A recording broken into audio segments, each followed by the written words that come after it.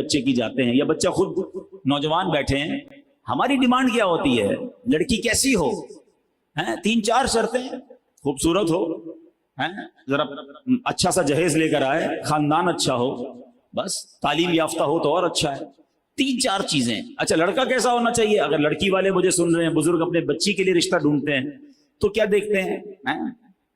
وہ کہتے ہیں نا کہ مرد کی خوبصورتی تو اس کے جیب سے ہوتی ہے، رنگ روپ نہ بھی ہو، پیسے والا تو پھر بھی چل جاتا ہے، لیکن بہرحال چلو دکھنے میں اچھا ہو، پیسہ ہو، ذرا غلط کوئی کام، بڑے غلط کام نہ کرتا ہو۔ اچھا ہمارے یہاں غلط کام بھی اپنی اپنی مرضی سے بنائے ہوئے ہیں، ہماری لسٹ کچھ اور ہے، شراب نہ پیتا ہو، جوا نہ کھیلتا ہو، ہیروئنچی نہ ہو، نشئی نہ ہو، ایسے کام نہ کرتا ہو کہ جس میں معاشرہ برا کہے۔ یعنی ہمارے نزدیک برائی بھی وہ والی برائی ہے جس کو لوگ برا سمجھتے ہیں۔ یہ چیک کرتے ہو کہ نماز پڑھتا ہے کہ نہیں پڑھتا؟ شراب پینا حرام، مگر نماز نہ پڑھنا اس سے بھی بڑا حرام، مگر بے نمازی کے تو کوئی پرابلم نہیں ہے۔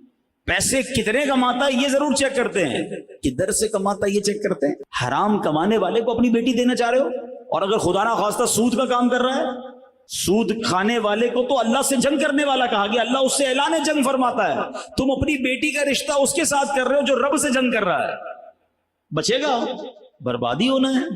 اچھا پیسے حرام کے ہیں، آپ کی بچی کو بھی حرام کھلائے گا، آنے والی نسلوں کو بھی حرام کھلائے گا، بٹ nobody care۔ کون خیال کرتا ہے اس چیز کا؟ اللہ اکبر۔ اور اے نوجوانوں جو اپنی ہونے والی بیوی کے لیے، بچوں کی ماں کے لیے جو ڈیمانڈیں ہماری، پہلی ڈیمانڈ یہ ہونی چاہیے کہ وہ نیک ہے کہ نہیں۔ یاد رکھو عورت، ماں جو ہے نا وہ سب سے پہلی درس گاہ ہے بچے کی۔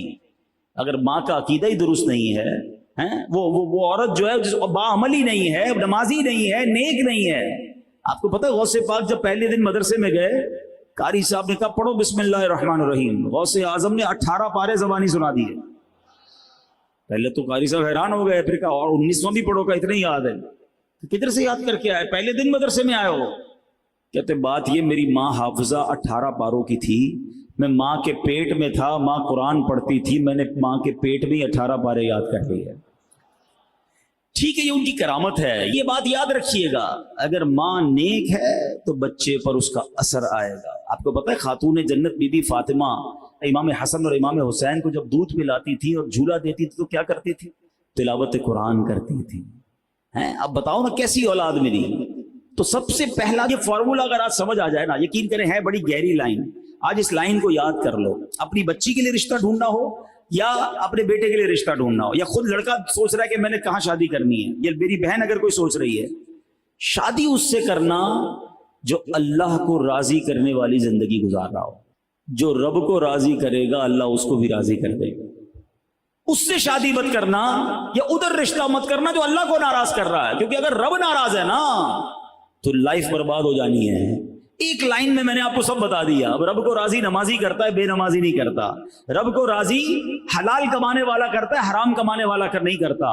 رب کو راضی پردہ کرنے والی خاتون کرتی ہے، بے پردہ نہیں کرتی۔ ارے جس کا عقیدہ ہی صحابہ اہل بیت یا اولیاء کرام کے بارے میں درست نہیں، وہ شادی کیوں کرنی ہے؟ ہمیں سب سے پہلے یہ دیکھنا ہے اس کا ایمان کیا ہے، اس کا عقیدہ کیا، اس کے اعمال کیا۔ پیسہ تو آنی جانی شے ہے، آپ نے نہیں دیکھا کئی واقعات ایسے ہوتے، مالدار گھر میں بچی دیتے، تھوڑے دنوں بعد وہ کنگال ہو جاتا ہے، ہوتا ہے، کاروبار تباہ ہو گیا۔ لیکن اگر بندہ دیندار ہوتا ہے، بندہ اللہ کو پسند کرنے والا ہوتا ہے، اللہ کی رضا والے کام کرنے والا ہوتا ہے، اللہ پھر اسے کھڑا کر دیتا ہے، پھر اس کے اچھے دن آ جاتے ہیں۔